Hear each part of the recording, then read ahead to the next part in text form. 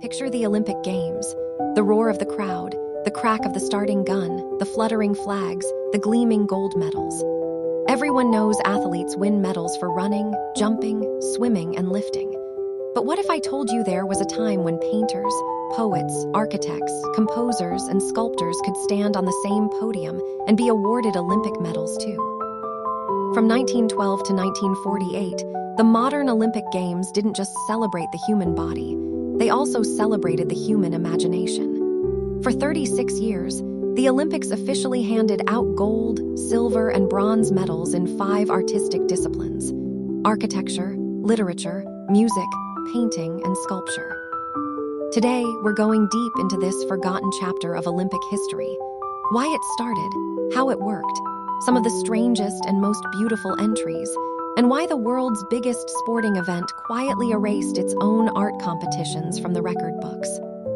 To understand how art ended up in the Olympics, we have to go back to the very beginning of the modern games. The father of the modern Olympics was Pierre de Coubertin, a French educator and aristocrat who believed that sport and culture should be inseparable. In Coubertin's vision, the Olympics were not just about winning medals, they were about forming citizens of the world, well-rounded people who were strong in both body and mind. He wanted the Games to mirror the ancient Greek Olympics, where athletic contests unfolded alongside music, poetry, and other cultural displays. But there was a problem.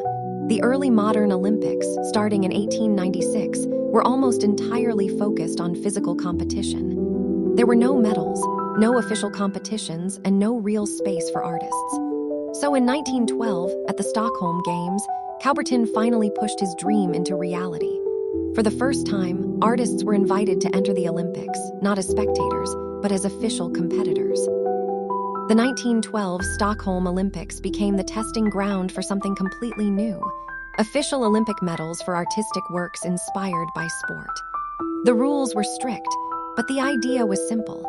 If your work was original, unpublished, and somehow linked to sport, you could submit it for a chance at a real Olympic medal.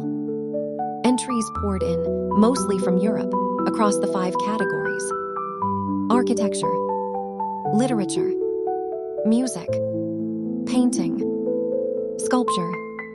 In architecture, gold went to a design for a modern stadium, one of the first blueprints that imagined a large, carefully planned Olympic arena, not just a simple field. The design was functional, grand, and built around the idea of spectacle, how the audience would experience the events, not just how athletes would perform. In music, the winner was a composer who entered a piece called an Olympic Triumphal March. The title says it all. It's a dramatic, fanfare-heavy orchestral work made to sound like a hero's entrance at the opening ceremony. Imagine booming brass, rolling timpani, and a melody that makes you feel like you're walking into a coliseum of champions. That's the kind of music that won an Olympic medal.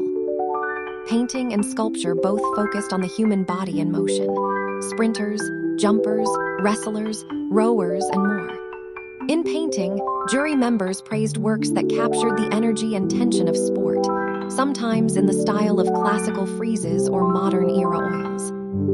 And then there's Walter Winans, one of the most bizarre Olympic stories of all time.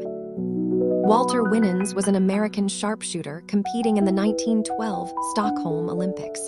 He was already a decorated marksman, and in Stockholm, he won a silver medal in shooting for his performance on the rifle range. But Winans wasn't just an athlete. He was also a sculptor. And in the same year, he entered the Olympic sculpture competition with a small bronze piece titled An American Trotter.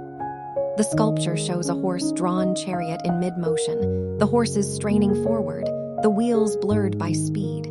It's a vivid snapshot of competitive energy frozen in bronze. To the surprise of almost everyone, Winans won gold in sculpture. That means in 1912 alone, he earned 2 Olympic medals, one for sport, one for art. No one else in Olympic history has ever matched that odd combination. Think about that. An Olympic champion sharpshooter, also a prize-winning sculptor, representing the same nation in 2 completely different arenas. It's like if a sprinter suddenly stepped onto the stage and won a Grammy for composing a symphony.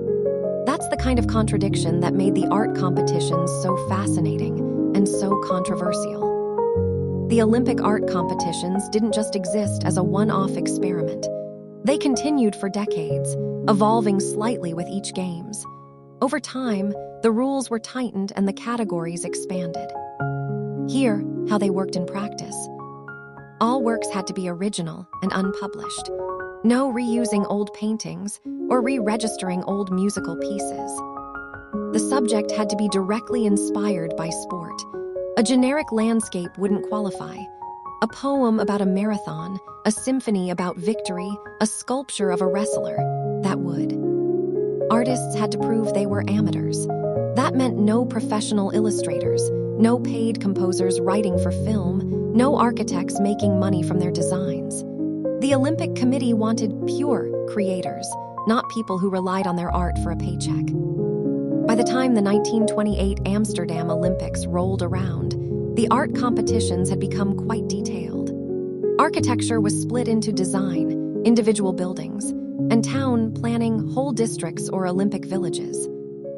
Similarly, literature was broken into 3 subcategories: lyrical, shorter poems, verses, and lyrical works; dramatic, plays, dramatic poems, and theatrical pieces; epic, longer narrative works, including prose and longer poems.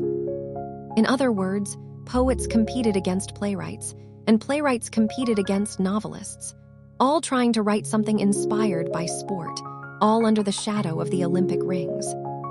Across the years, the Olympics handed out over 150 medals for artistic works.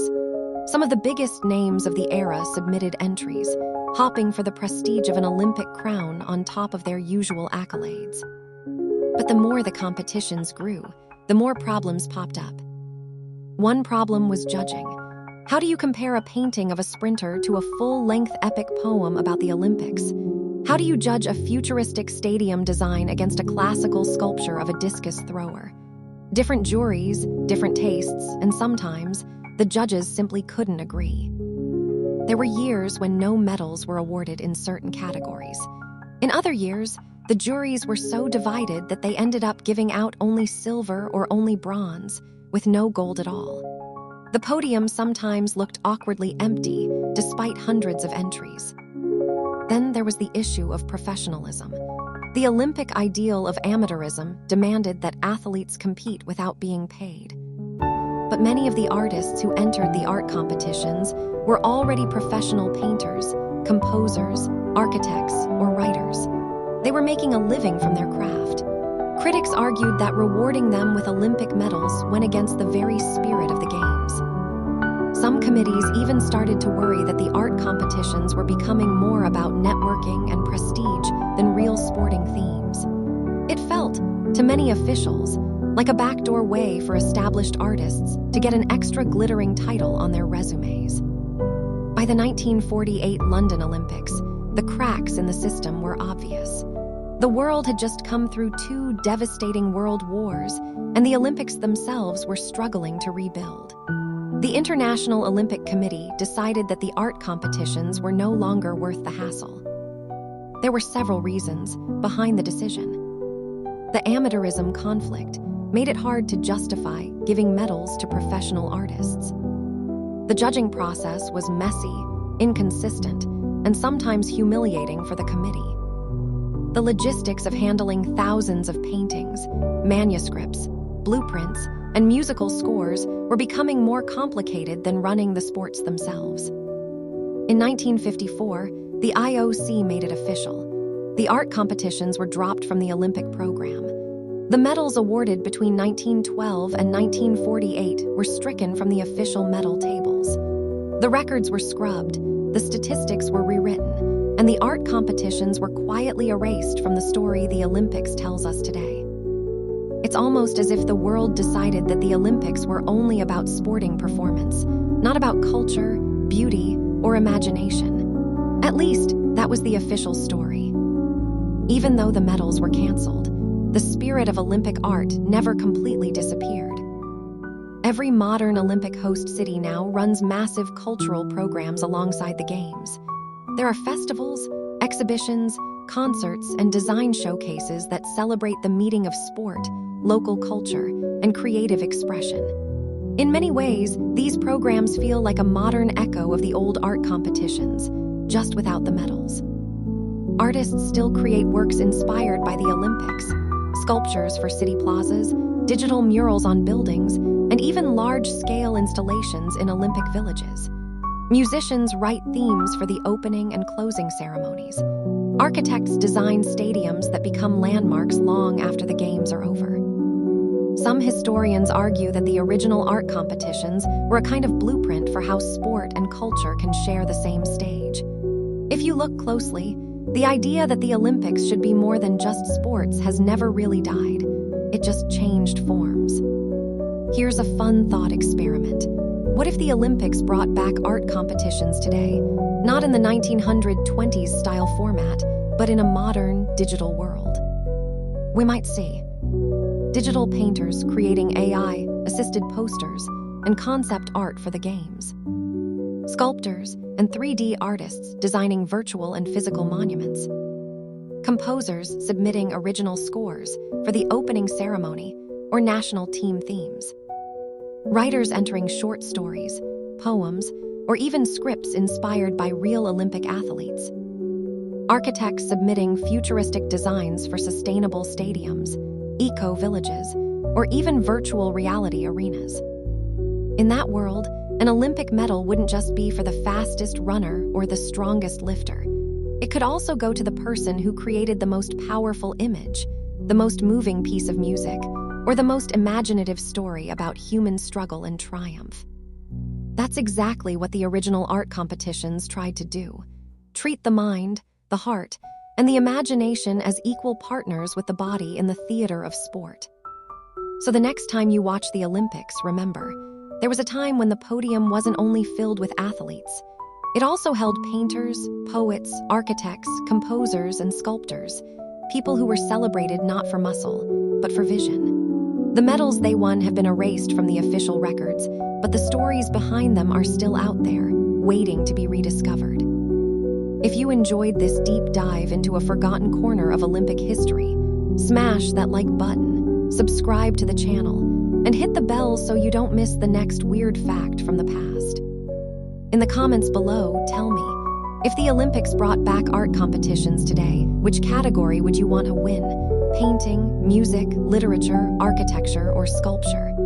And would you be the kind of artist who could win an Olympic medal in both sport and art, just like Walter Winans?